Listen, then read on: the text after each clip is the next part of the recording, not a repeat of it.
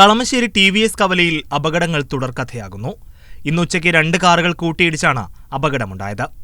ആലുവ ഭാഗത്തു നിന്നും സൗത്ത് കളമശ്ശേരി ഭാഗത്തേക്ക് പോവുകയായിരുന്ന കാറിൽ എറണാകുളം ഭാഗത്തു നിന്നും ആലുവ ഭാഗത്തേക്ക് പോവുകയായിരുന്ന കാർ ഇടിച്ചാണ് അപകടമുണ്ടായത്. അപകടത്തിൽ ആർക്കും പരിക്കുകളില്ല.